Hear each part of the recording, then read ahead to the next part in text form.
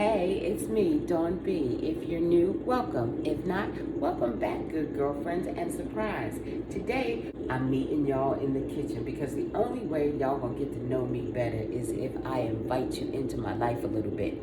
And this is where my day starts. This is ground zero. In the kitchen with my coffee pot because I don't wake up until I have 2 cups. My plan was to make my pot of coffee with y'all today because that brings me so much pleasure, but it was too much background noise. So instead, I'll tell you a funny story, y'all. I used to drink Starbucks coffee because I like to grind my beans. And I could just go in there and they would have all kind of exotic beans, seasonal stuff. Then all of a sudden they just wanted to sell cups and cake pops. So I left them alone. And then I couldn't find any other beans that I liked. So I happened upon this, Javalia. This comes already ground. And when I read their directions, it said, put on 1 tablespoon of coffee per 6-ounce cups. Every other one was 2. So I was like, they don't know what they're talking about, and made it the way Starbucks told me to make it. And y'all, that first sip of coffee was like battery acid. So I went back, did it the right way, and this is truly the best coffee that I've had. This is all done.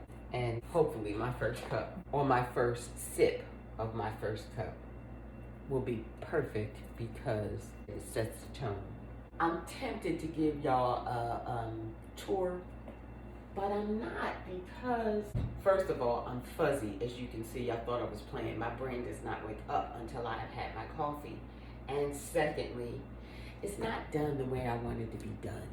By the end of next week, y'all, hopefully we'll be good. The refrigerator and the dishwasher will be in. I don't know about the stove. We'll see. I just don't want to take you around and show you the crap. So I'm just going to get my coffee done. And I'll meet y'all over at the Nook. Hey y'all, welcome back from the dining room. Not the Nook across the way because my setup wouldn't work over there, y'all. So I had to change my plans, and here we are. I've been having to change my plans a whole lot here lately, and it's very frustrating. But it's not like my plans always work out from start to finish. I think my frustration is just that 2020 has been so topsy-turvy. And so here this last quarter, we're coming up on this newness. Me and Rev are starting a new chapter with the new home. I'm starting a new career path. We're coming up on the new year and a new administration in the White House. So I'm just trying to make sure that nothing at the start of this new chapter goes by the wayside. But in doing that, y'all, I got all topsy-turvy and out of balance the other way. Because I'm just gonna tell the whole truth and shame the devil right now. I almost forgot Christmas. Y'all, me and Rev talked about it before we even started packing, that we weren't going to do Christmas up like we normally do. No decorations. We're just going to shop for the grandkids and each other. Now, because I always know, I was able to tell him exactly what I wanted, but he said surprise me. And that's where I fell off. Let me know in the comments if your man is like this.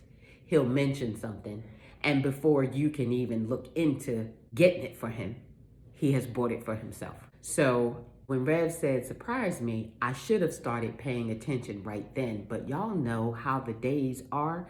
Right now, there's no concept of time. So I looked up, and the next thing I knew, it was Christmas Eve.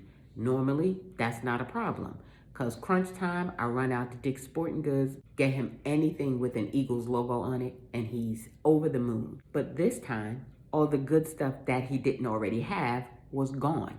I could have gone into Best Buy and stood in that hour-long line buying him them, earbuds? Is that what they call them? Ear pods? That I know he would appreciate. But I just wasn't comfortable waiting in that long line. So I had to come home and admit to my husband that I had let buying his Christmas gift slip by the wayside. And it hurt him to his heart, which hurt me to mine. And I will never let that happen again. I had to ask myself at that point, we've had this big, beautiful blessing from God, being able to buy this house. When all of our appliances went out that first week, we got tremendous victory because they're all being replaced with new stuff. Everybody's healthy for the most part. Everybody's happy for the most part. Why aren't we happier? So I had to think about that thing, meditate on it, pray on it, and realize that we have been so busy running full steam ahead that at some point we were running on empty and didn't realize it. Which brings us to today's moment of clarity, which is coming from the book of 1 Kings chapter 19. But first I want to set the stage. In chapter 18, you have Elijah, right? With this huge victory for the kingdom of God. He is embarrassing the heck out of Ahab, Jezebel, and all their fake priests and their fake god, Baal, right? Raining down fire from heaven, acting up. And then in chapter 19, you have him under a bush begging God to take his life. And we're going to start there. 1 Kings chapter 19, verse 3. Elijah was afraid and ran for his life. When he came to Beersheba in Judah, he left his servant there, while he himself went a day's journey into the wilderness. He came to a broom bush, sat down under it, and prayed that he might die. I have had enough, Lord, he said. Take my life. I am no better than my ancestors. Now watch what happens in verse 5. Then he lay down under the bush and fell asleep. All at once, an angel touched him and said, "Get up and eat." He looked around, and there by his head was some bread baked over hot coals and a jar of water. He ate and drank, and watch this, lay down again. The angel of the Lord came back a second time, touched him and said, "Get up and eat, for the journey is too much for you." So he got up and drank. What that says to me is Elijah did the same thing I did. He was so busy making sure to walk out God's vision in obedience that he forgot to take time to relax, reevaluate, rejuvenate, and reconnect with the source. That's how I almost started out 2021, just as topsy-turvy as I was in 2020.